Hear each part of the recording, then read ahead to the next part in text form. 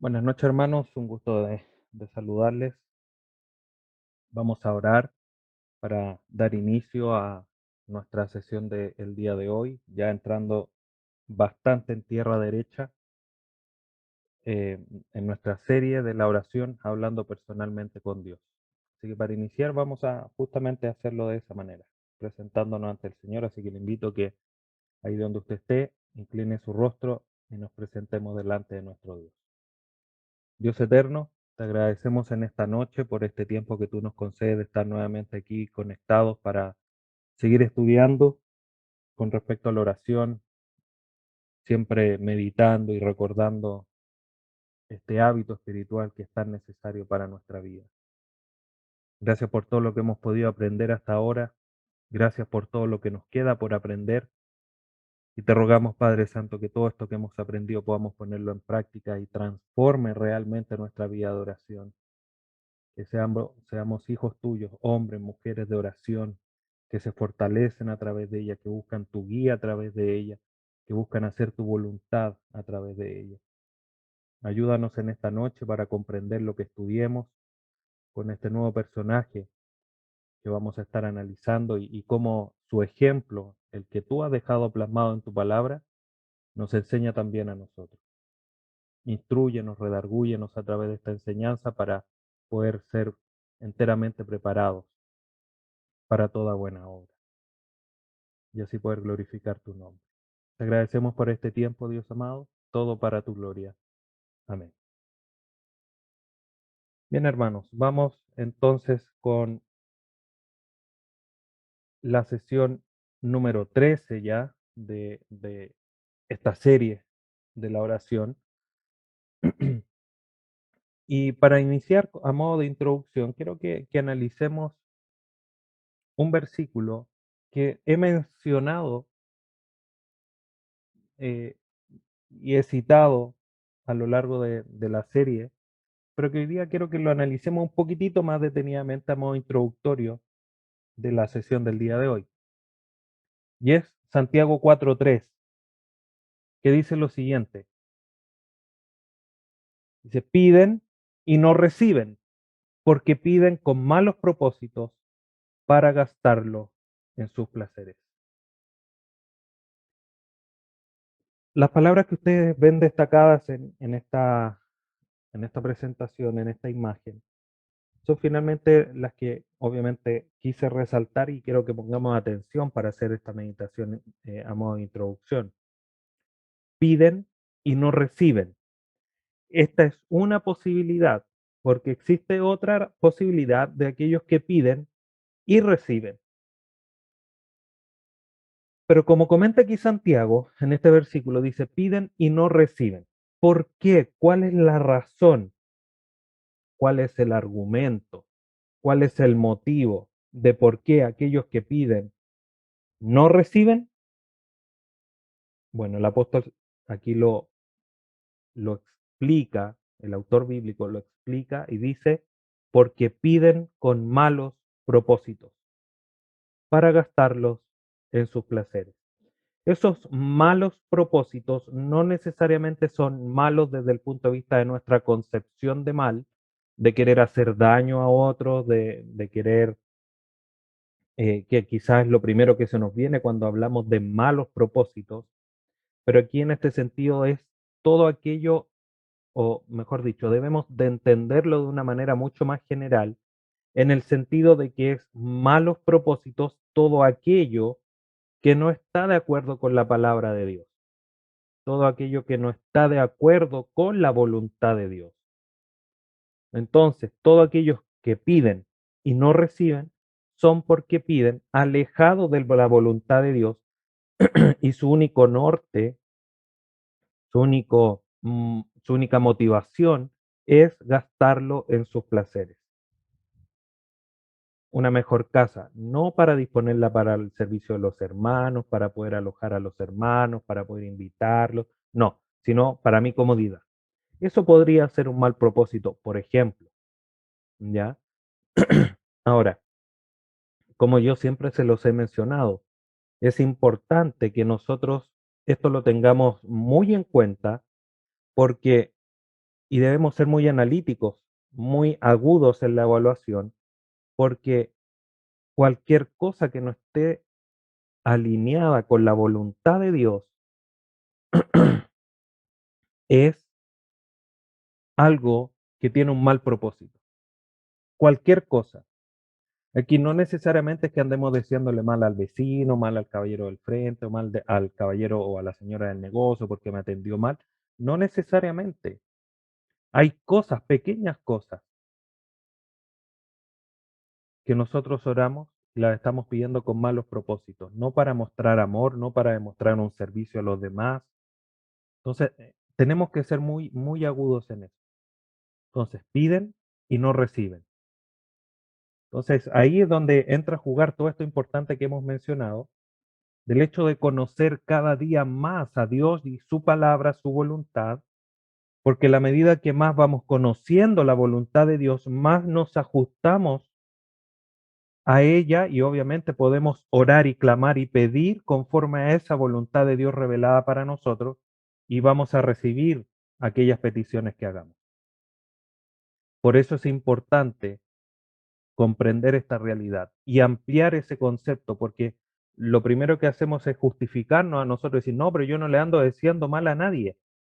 No oro para que le caiga, esto va a sonar un poco chistoso, pero no ando orando para que le caiga un rayo a mi vecino que me pone la música fuerte o cualquier otra cosa.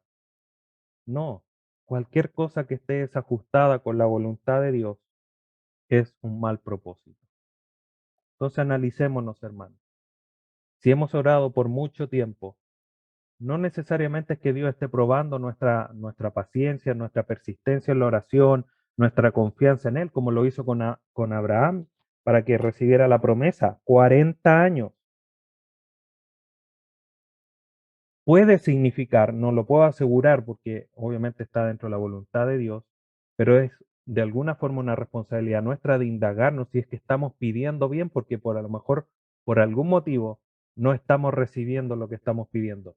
Y eso puede ser no porque sea eh, una respuesta de Dios más tardía, por decirlo así, desde nuestra perspectiva, sino que porque estamos pidiendo mal. Y ahí es importante que siempre estemos analizando nuestras oraciones, no a modo de masoquismo, no a modo de deprimirme, sino a modo de cada día ir ajustando mis peticiones, todo lo que yo hago, todo lo que pienso, a la voluntad de Dios.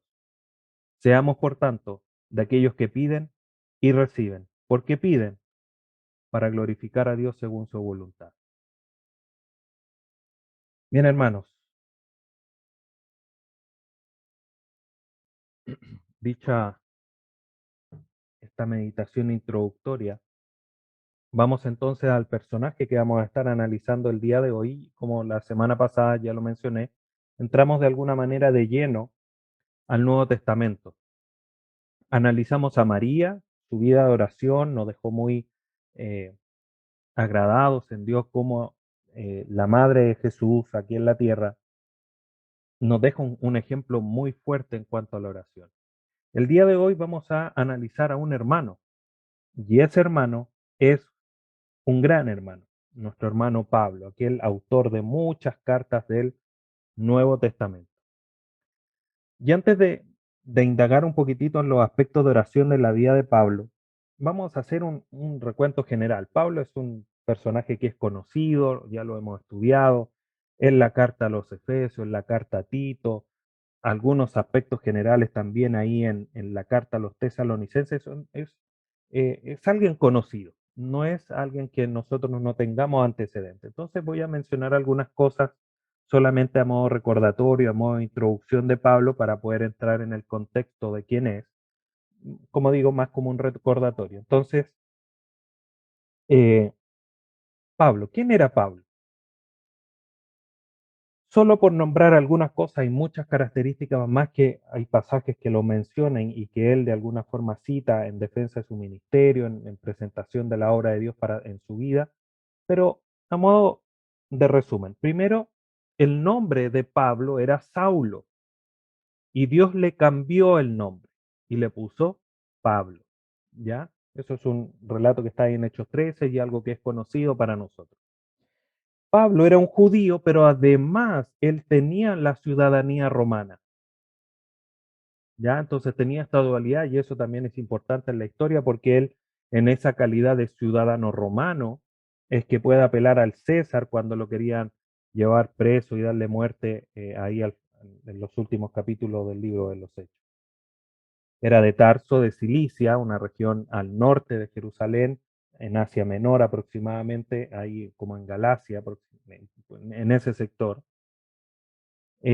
Fue instruido, así lo mencionan las escrituras, a los pies de Gamaliel, que era un gran entendido de las escrituras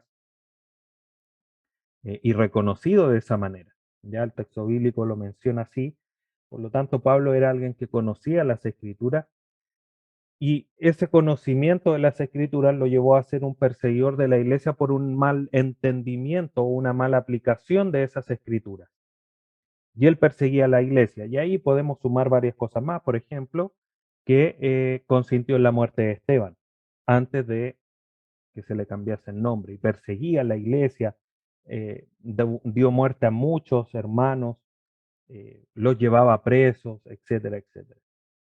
Entonces, de alguna manera, esto es un resumen muy general de quién era Pablo. Fue circuncidado al octavo día, fue además, era celoso de la ley, etcétera, etcétera.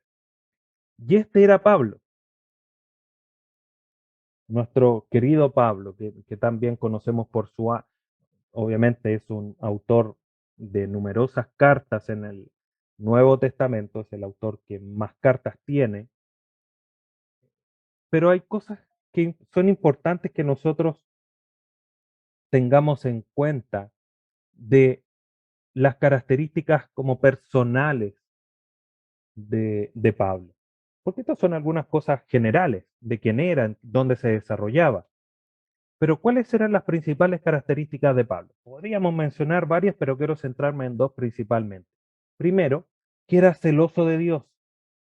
No solamente antes de conocer a Dios y que se le presentase Él ahí cuando se fueron velados sus ojos, sino que después de una manera ya con un mejor entendimiento de las escrituras, era celoso de Dios. Él quería hacer la voluntad de Dios, perseguía hacer la voluntad de Dios. Y además era irreprensible según la ley, así él lo manifiesta. O sea, cumplía la ley. Nadie podía decir que Pablo no cumplía la ley, pero no solamente por ese antiguo entendimiento, antes que Jesucristo lo cambiara a él, se le apareciera, en ese mal entendimiento, sino que obviamente eso fue como la base para que después él comprendiera que finalmente toda esa irreprensibilidad de la ley no le solucionaba nada, sino que tenía que llegar a los pies de Jesús cuando se le apareció ahí en Hechos 3.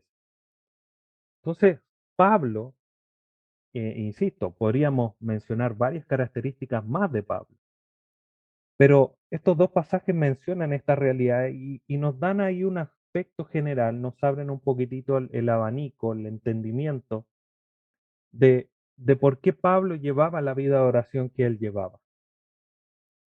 No la llevaba por cualquier cosa, obviamente no hay que desmerecer la obra del Espíritu Santo en él y esa acción de Dios en él por el llamado propio que había hecho a Pablo. Era el apóstol a los gentiles. Él dice como un abortivo, pero tenía esa gran misión otorgada por Dios. Pero eso no tiene que hacernos a nosotros disminuir en el sentido, sí, pero yo no tengo ese gran llamado, yo no soy un apóstol. Pero sí hay realidades. Si Pablo lo pudo hacer, Pablo pudo llevar una vida de celo de Dios, una vida irreprensible conforme a la voluntad de Dios expresada en ese momento en la ley, para nosotros hoy día en todas las escrituras, nosotros también lo podemos hacer, porque contamos con el Espíritu Santo, el mismo Espíritu Santo con el que contaba Pablo. Entonces, siempre menciono esto yo porque es importante que lo tengamos en mente, hermanos. No podemos como desligar esa realidad y autojustificarnos diciendo, no, porque Pablo era Pablo, o Nehemías era Nehemías, o cualquier personaje. Abraham era el padre de la fe, yo no soy el padre de la fe. podríamos entrar en esos argumentos. Los ejemplos que fueron escritos son para nuestro ánimo y para mostrar que estos hombres comunes y silvestres, comunes y corrientes, como Pablo, como Nehemías, como Abraham, como Ana, como María, como todos ellos, tenían debilidades, nosotros también la tenemos, pero la obra de Dios en ellos también estaba, como también está en nosotros. Entonces no tenemos que tomar que ellos están en la escritura y nosotros no como un argumento para no esforzarnos en vivir la vida cristiana, en particular la vida de oración que tenía cada uno de ellos. Entonces, dicho eso a modo introductorio como aspectos generales de Pablo, vamos ahora a ver los aspectos de la vida de oración de Pablo. Pablo, lo primero que hizo, y que lo vemos a lo largo de las escrituras, si pudiésemos de cierta manera citar todos los pasajes donde lo menciona, sería una larga lista. Entonces quiero ir que vayan poniendo atención en los pasajes que anoté como base solamente para ir demostrando bíblicamente finalmente lo que estamos mencionando. En Hechos 13,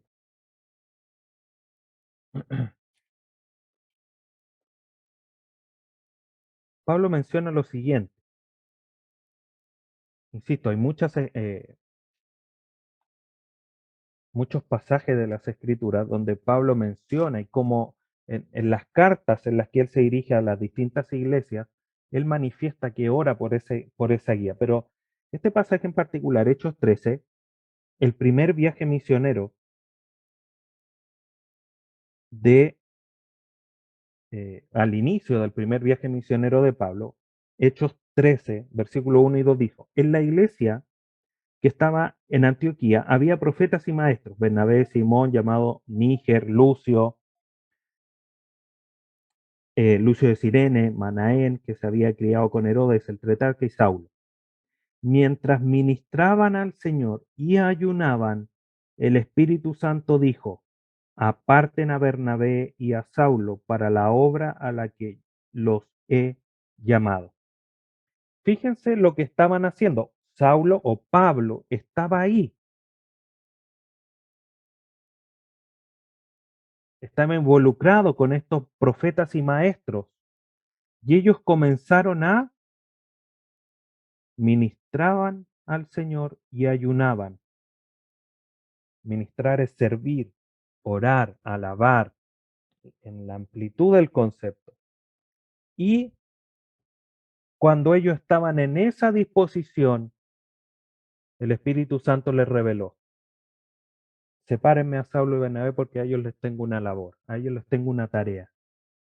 Entonces, cuando Pablo recibe este llamado especial, por decirlo así, en el buen sentido de la palabra,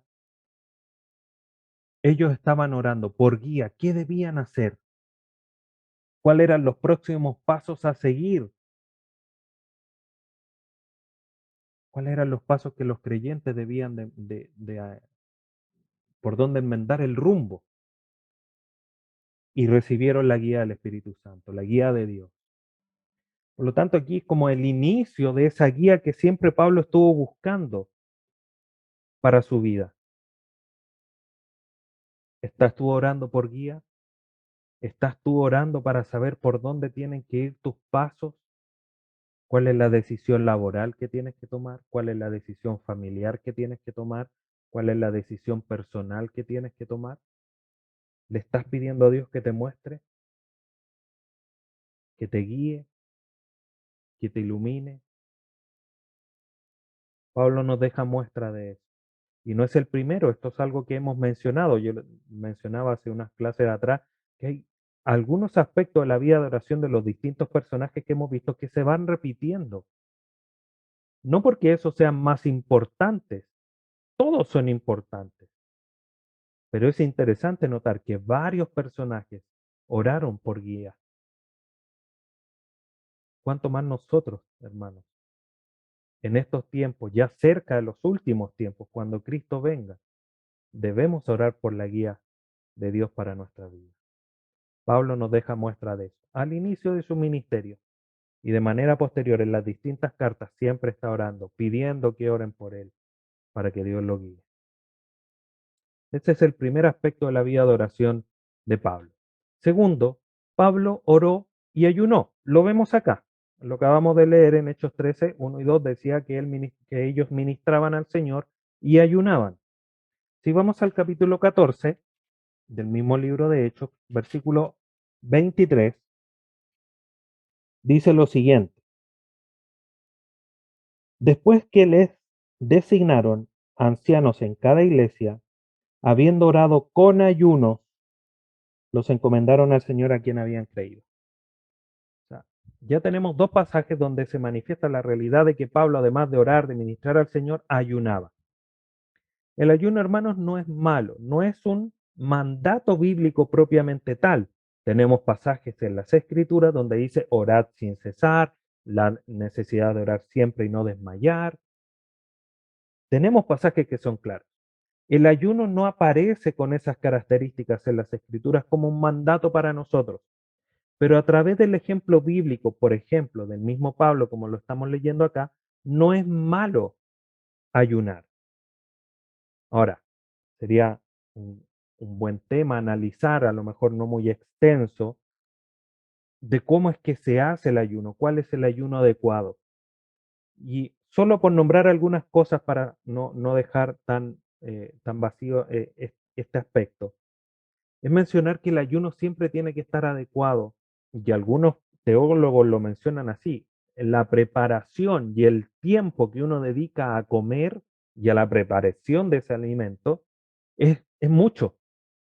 Entonces, cuando uno va a ayunar, hermanos, si no va a preparar esa comida, ese tiempo tiene que estar dedicado a estar con Dios.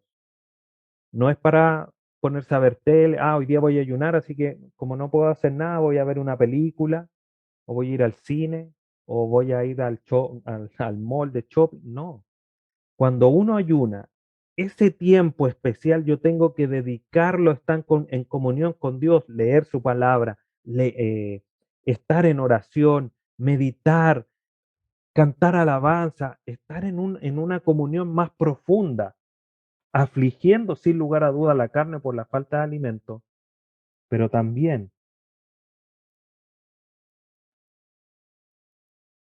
encendiendo, por decirlo así, el Espíritu Santo a través de la oración, de la lectura de su palabra y todas las otras disciplinas espirituales que podríamos sumar.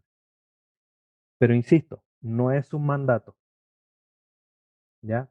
Así que si usted no lo puede hacer, por ejemplo, por salud, porque se entiende, no se sienta mal. Pero eso no es justificación para dedicar mucho tiempo a la oración. Pablo oraba y ayunaba. Nosotros hoy día, si podemos orar y ayunar. El ayuno, con esto termino con respecto al ayuno, para no extenderme mucho. El ayuno no tiene que ser entendido, hermanos, como que, voy a ayunar, es como hacerle una huelga de hambre a Dios para que Dios me responda. No, el ayuno tiene que ser entendido en función de que voy a afligir mi carne para estar y dedicar mayor tiempo a estar en comunión con Dios, para escuchar su voz, para someterme a su voluntad.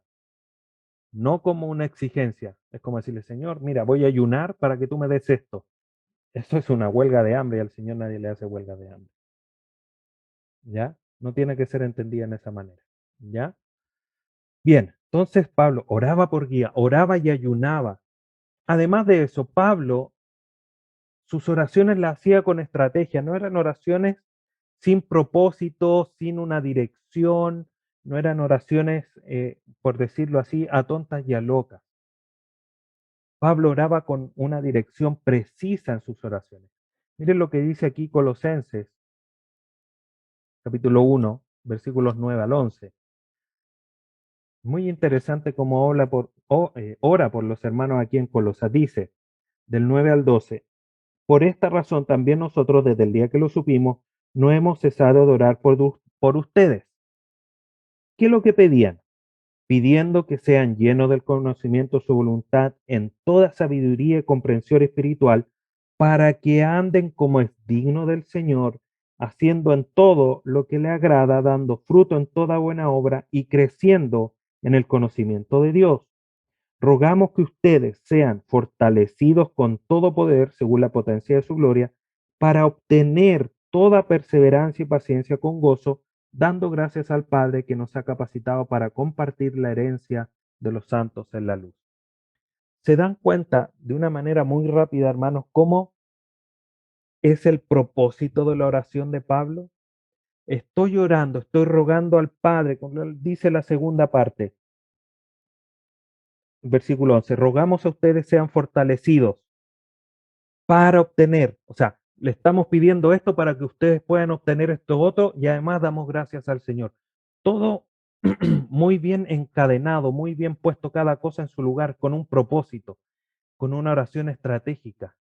En ese sentido, no era una oración, "Ay, voy a pedir para que no le falte el alimento". No, siempre Pablo tenía, si bien muchas veces a lo mejor oró por eso, para que Dios proveyera, pero deja establecido Pablo aquí o muestras de sus oraciones con una estrategia clara, con un norte, con un propósito claro. ¿Cómo estamos orando nosotros? Y por eso, y esto es una muestra, como se lo he mencionado en otras ocasiones, que nuestras oraciones, hermanos, tienen que ser siempre muy precisas, porque entre más precisas, más posibilidades, más seguros que veamos la voluntad de Dios respondiendo nuestra petición. Y podemos decir, gracias Dios. Como George Mueller, como se lo comenté en algún momento, él tiene en su autobiografía que se titula 1,5 millones de oraciones contestadas. ¿Cómo pudo estar seguro que era 1,5 millones? Porque tenía muy claro qué es lo que le había pedido a Dios. Cuando lo recibió, él supo que era Dios quien le estaba respondiendo. Entonces hay que orar de una manera estratégica, hermano, precisa, porque ahí es donde vemos la mano de Dios. Para nosotros, con una mente limitada, si tuviéramos una mente distinta, a lo mejor podríamos comprender las cosas de una manera diferente, podríamos quizás pedir de una manera distinta, pero en nuestra vida limitada en la que estamos, es necesario hacerlo de esta manera, muy concretamente, con propósitos claros. Tenemos que ordenarnos en nuestras oraciones. Además de eso, Pablo manifestaba en sus oraciones una continuidad, una perseverancia. En la misma carta a los tesalonicenses que estamos estudiando, así que solo voy a leer estos pasajes, no voy a hacer mucha mención a ellos porque los vamos a estudiar de manera posterior, pero es interesante cómo Pablo aquí les dice, aquí en la primera carta a los tesalonicenses, capítulo 3 versículo 10, dice,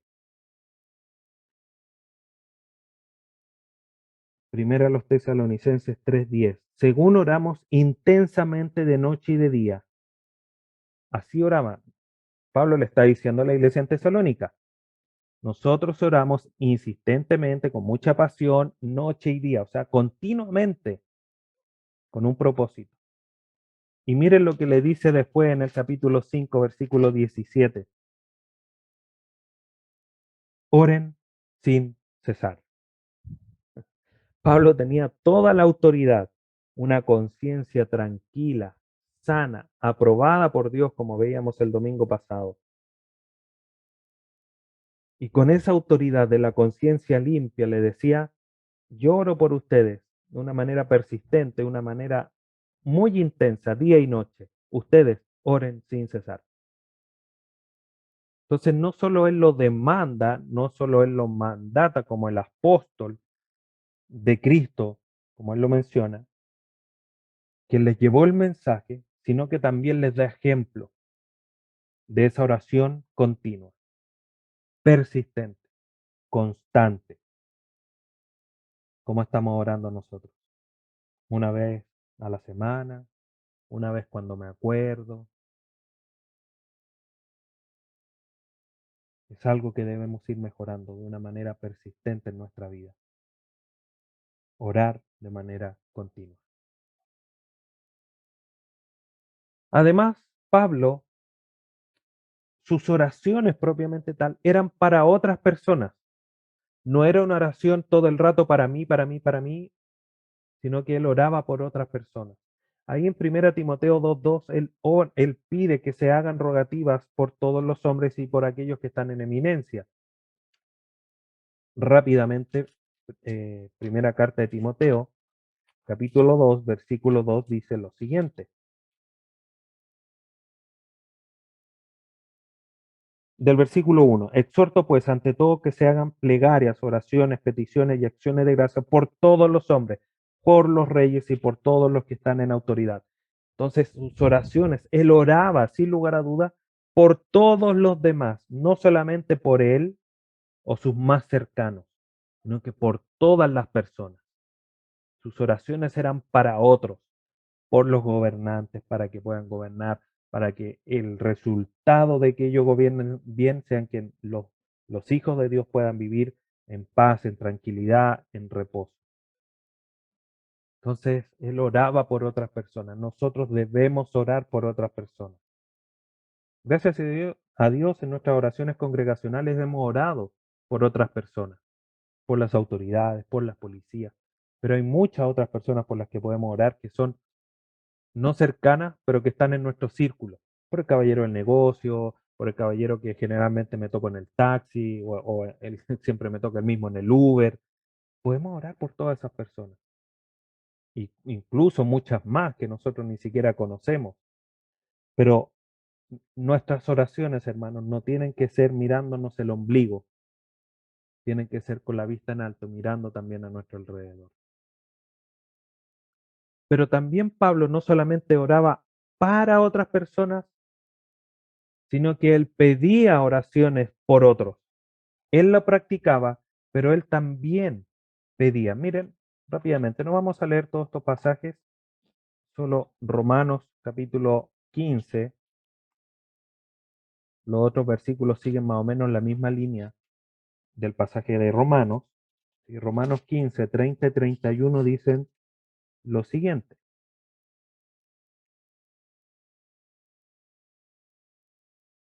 Les ruego, hermanos, por nuestro Señor Jesucristo y por el amor del Espíritu, que se esfuercen juntamente conmigo en sus oraciones a Dios por mí, para que sea librado de los que sean desobedientes en Judea y que mi servicio a Jerusalén sea aceptable a los otros. Pidió oraciones por él a otros, por otros y para él a otros. Para que quede clara la idea. Efesios 6:18.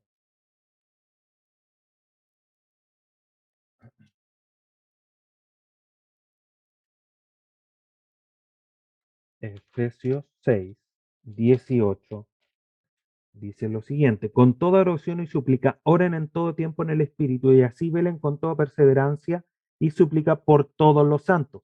Oren también por mí. Entonces aquí tenemos este ejemplo, versículos 18 y 19. Cómo Pablo ora y no solamente él ora, sino que también pide que se oren por los demás y que se ore por él mismo. No es un error, por tanto, pedir que se ore por uno, pero debemos de tener en cuenta que las oraciones también es por los otros. Pablo aquí dice, oren, pidan al Espíritu Santo por otros y aprovechen de ahí de pedir por mí. ¿Ya? Entonces, tenemos que ser equilibrados en nuestras oraciones y no solamente siempre estar orando por otros o solamente por mí. Hay que orar por ambos. Y también podemos orar por los demás. Y es obviamente lo que hacemos en términos congregacionales cuando hay una necesidad o alguna razón en especial, se ora por otros. ¿Ya? Y finalmente, Pablo manifiesta que sus oraciones eran en fe, confiando en Dios. Como es otra parte de Santiago que dice, pidan, pero sin dudar nada, porque el que pide y duda no va a recibir. Pablo manifiesta esto, volviendo al libro de Hechos, capítulo 27. Hechos 27.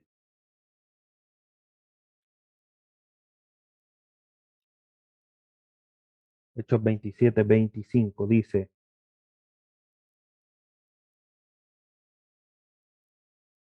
27, 25. Por tanto, tengan buen ánimo, amigos, porque yo confío en Dios que acontecerá exactamente como se me dijo. Este es un pasaje, insisto, hay otros pasajes donde Pablo manifiesta esa confianza en Dios. Pablo oraba con fe, confiando en Dios, lo que Dios le había dicho, según la voluntad que él sabía que era la voluntad de Dios.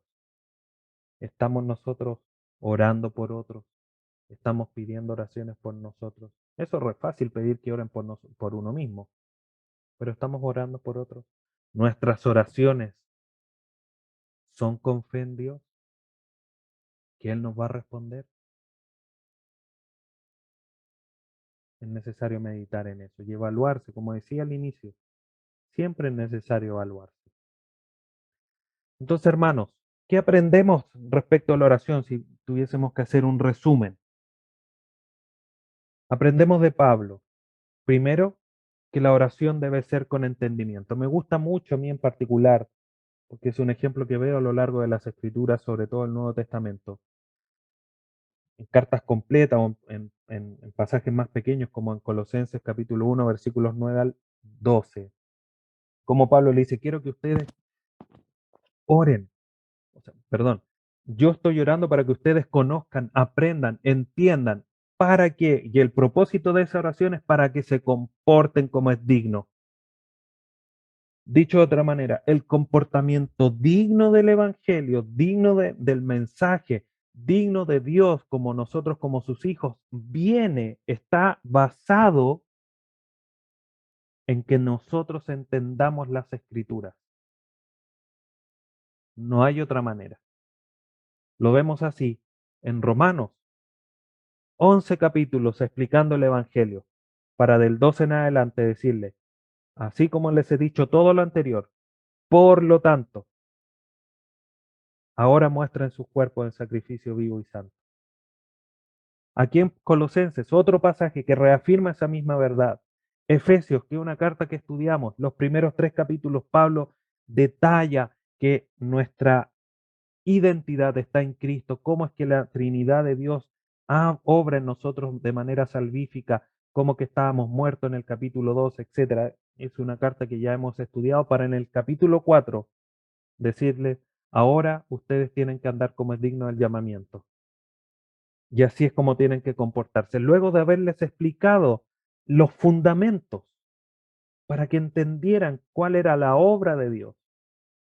Y en razón de eso, deben comportarse. Entonces vemos ese principio. Yo lo veo, hermanos. Por eso la oración debe ser con entendimiento. El conocimiento de Dios tiene que ir primero, antes de un comportamiento digno. Porque si no es así, estamos generando gente religiosa, gente que hace las cosas porque es lo que se debe hacer, como una lista.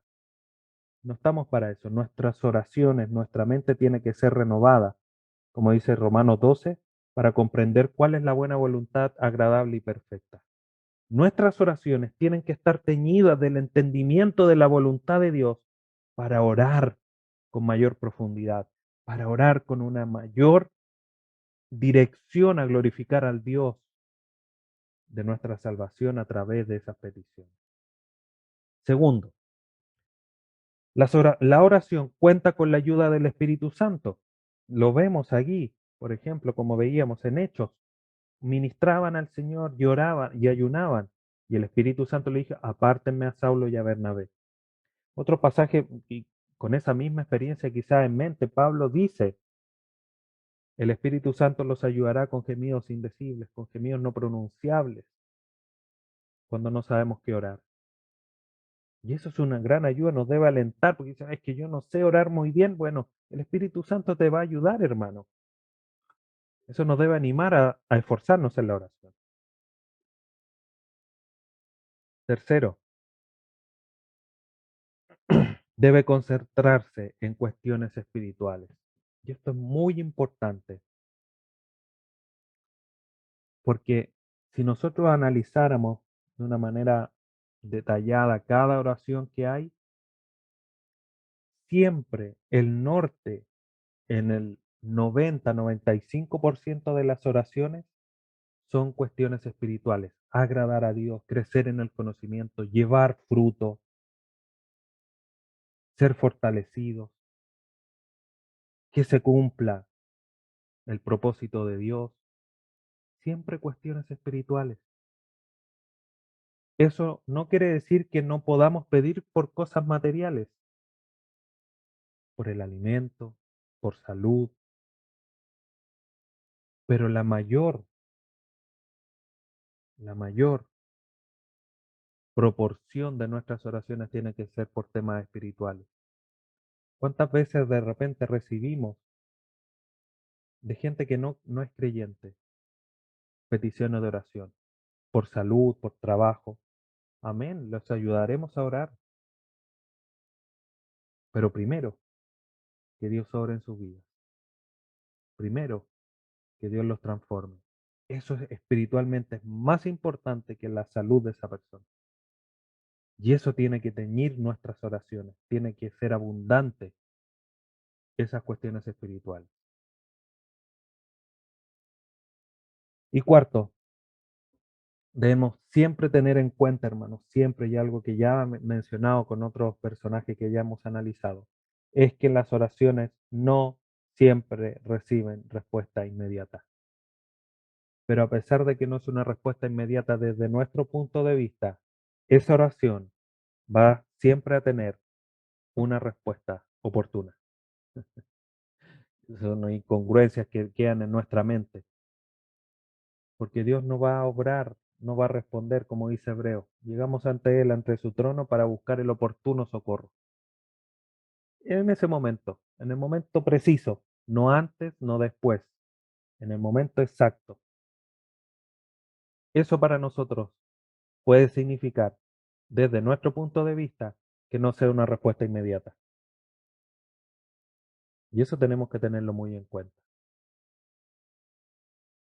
Entonces, hermanos, para concluir, quiero que analicemos de una manera muy general y meditemos en esto para terminar, en esta frase de Oswald Chambers, que él dice, nosotros oramos cuando no hay nada que podamos hacer, pero Dios quiere que oremos antes de toda cosa que hagamos. Interesante. Y tomé esta frase, me quedó muy en mente antes del primer viaje misionero, Hechos 13, pasaje que leímos. Los maestros, los profetas estaban ahí reunidos, Saulo y Bernabé en medio de ellos, ministrando al Señor y ayunando, orando. No sabían qué hacer, cuál era el camino a seguir. Y Dios les mostró. Oraron antes de cualquier cosa que se pusieron a hacer. Comentaba con un pastor amigo hace un tiempo. Muchas veces se planifican cosas y llegamos ante Dios y decirle, Señor, vamos a hacer esto, esto, esto, bendícelo. En vez de decir, antes de decir todo, Señor, guíanos, lleva nuestras mentes, guíanos a través de tu palabra. ¿Qué quieres que hagamos? ¿Cuáles son las cartas a enseñar? ¿Cuáles son los temas a estudiar en el estudio bíblico? ¿Qué libro? ¿Qué acción? ¿Qué quieres que hagamos? Y después de un tiempo de oración, sentarse y definir. Pero ¿qué es lo que hacemos?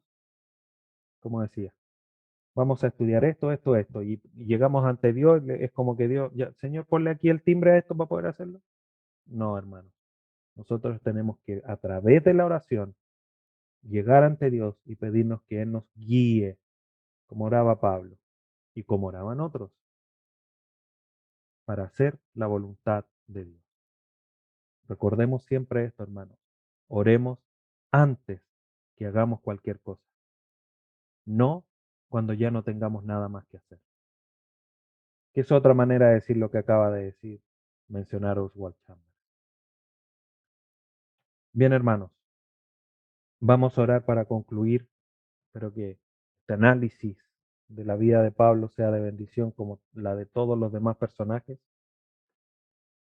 y podamos ir transformando nuestra vida de oración. Le invito a que incline el rostro y vamos a orar. Padre Santo, te damos gracias en esta noche por la vida de nuestro hermano Pablo. Hace tantos años ya atrás que él caminó la vida cristiana y nos ha dejado ejemplo a nosotros por la obra que tú hiciste en él y te agradecemos por eso. Pero te rogamos, Padre Santo, que tú nos ayudes para que todo lo que hemos aprendido en esta hora lo podamos poner en práctica. Aquella oración buscando guía, aquella oración por otros, por uno mismo, aquella oración en confianza en ti, sean realidades, como también lo debe ser esa oración persistente, constante. Ayúdanos, Dios amado. Es una lucha que llevamos, el de orar de una manera mucho más persistente